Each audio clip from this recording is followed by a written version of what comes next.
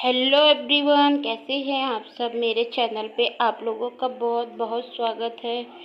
तो यहाँ पे मैं थी किचन में, तो मैं कुछ बनाने जा रही थी सुबह सुबह। तो मैंने सोचा चलो शेयर करती हूँ। खजरी तीज वाले दिन है, जिसको हम लोग निर्जला व्रत तीज होती है उस दिन की है। तो ये मैंने रिफाइंड ऑयल 4 चम्मच डाल दिया है और इसमें मैंने जीरा डाल दिया है और ये मैंने चना डाल दी है और ये प्याज और हरी मिर्च लंबी कटी हुई डाल दी है और थोड़ा सा फ्राई करूँगी। उसके बाद मैंने टमाटर डाल दिया है और सारी चीज़ों को अच्छे से मिक्स कर लूँगी। और ये हमारी सारी चीज़ें जब मिक्स हो जाएंगी उसके बाद मैं नमक डाल दूँगी थोड़ा सा, और थोड़ा सा काली मिर्च पाउडर और थोड़ा सा लाल मिर्च पाउडर। इन तीनों चीज़ों को डाल दूँगी। बाकी इसमें कोई भी मसाले नहीं ऐड करने हैं, बस ऐसे ही इसको अच्छे से चला लूँगी। और बस थोड़ा सा टमाटर हो जाएगा तो उसके बाद में इसमें कट हो गया थोड़ा सा मेरा, तो इसमें मूंगफली के दाने डाल दिए हैं और ये मैंने सूजी डाल दी है और इसको भी मैं अच्छे से चलाऊंगी। और अच्छे से चलाने के बाद में थोड़ी देर इसको इसी तरीके से रखूँगी और इसको इसी तरीके से रखने के बाद में मैं पानी डाल दूँगी। 1 से 1.5 कटोरी पानी डाल दूँगी और इसको अच्छे से इसी तरीके से पकने दूँगी, क्योंकि सूजी हमारी फूलती बहुत है। तो इसमें फिर लास्ट में मैं नींबू डाल दूँगी, और नींबू हो या आमचूर पाउडर हो। और ये हमारा उपमा बनके रेडी हो चुका है, टेस्टी सा और बहुत हेल्दी रहता है। तो बस मैंने बना लिया। और उसके बाद में यहाँ पे भैया के लिए बनाई थी सूजी की खीर और यहाँ पे मैं भी खा रही थी और भैया भी खा रहा था। निर्जला व्रत हो आखिर तीज, तो हाँ तो प्यास बिल्कुल आ जाए, प्यास बिल्कुल लगेगी। चलो ठीक है, 2-3 घंटा और निपट जाए जल्दी से। हाँ भगवान। अच्छा, कमजोरी कुछ लगी रही? कमजोरी हो रही, लेकिन भैया इतने बुढ़ापे में 100 साल की उम्र में निर्जला व्रत रहना बड़ी बात है। चलो निपटी भाई करिए। वही भोलेनाथ मम्मी देखो शिथिल लेटी है। तुमसे ज्यादा तो शिथिल मम्मी लेटी है। चलो ठीक है। 24 घंटा बचते रहो।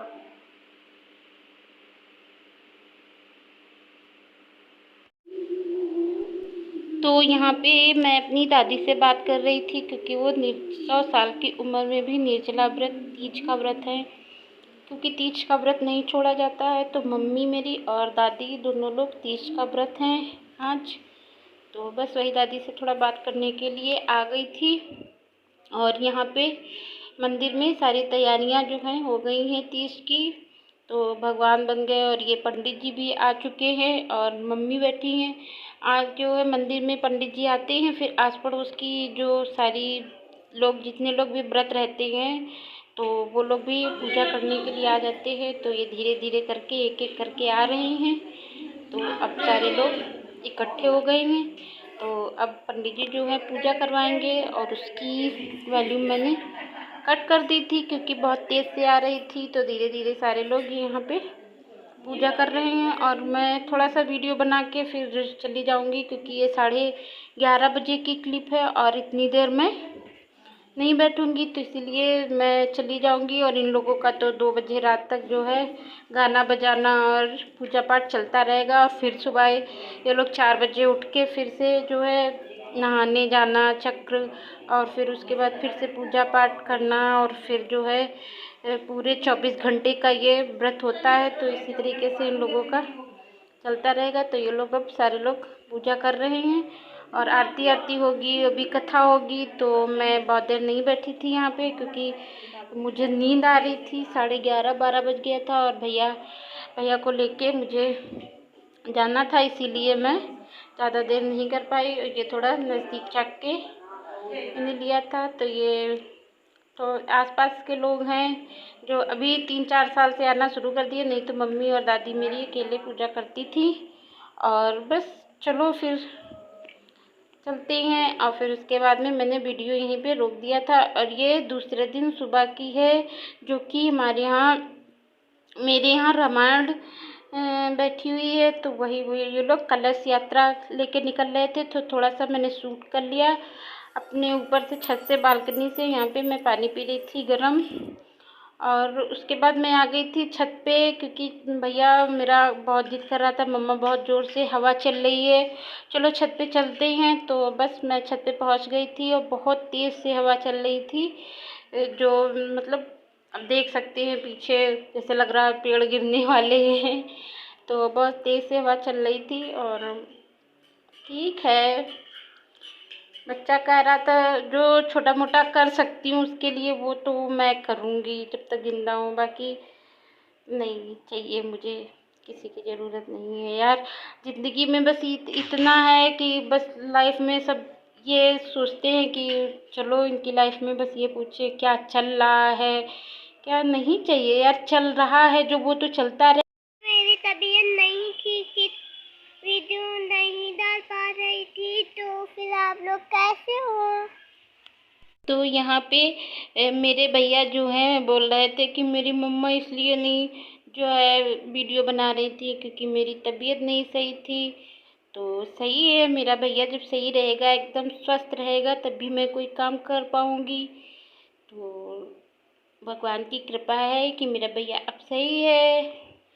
तो बस ऐसे ही छत पे टहल रही थी, उसका मन था कि मम्मा बहुत ज़ोर से हवा चल रही, तो फिर आ गई थी अपने भैया को लेके। और संभाल लूँगी मैं अपने बच्चे को।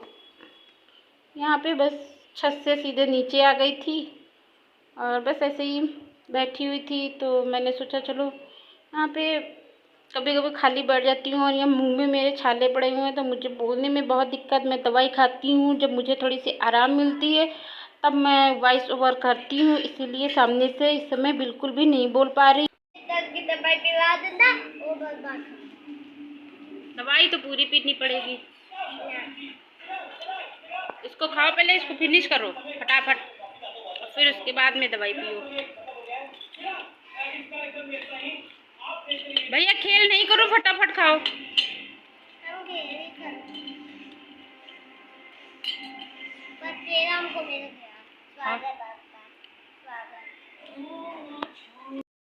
और ये तब भी इसके भी नाटक शुरू थे कि मुझे नहीं जो है दवाई पीनी है, मखाने भी नहीं खाने हैं। बहुत नाटक करता है, पर हाँ धीरे धीरे करके पिएगा तो है ही है। तो बस ये दवाइयाँ इसकी हैं, और बहुत सारी थी जो कि मैंने सारी कम कर दी हैं। 2 या 3 दवाइयाँ देनी हैं इसको। यहाँ पे मैं आ गई थी हॉल में, क्योंकि यहाँ पे भागवत हो रही है, तो यहाँ पे मैंने थोड़ा सा शूट कर लिया। और कल से भागवत बैठी हुई है, तो बस थोड़ा सा मैंने सोचा चलो यहाँ पे भी शूट कर लूँ। और चलो ठीक है, यहीं पे मैं करती हूँ अपने ब्लॉग का एंड। मिलती हूँ अच्छे से नए ब्लॉग के साथ, तब तक के लिए बाय बाय।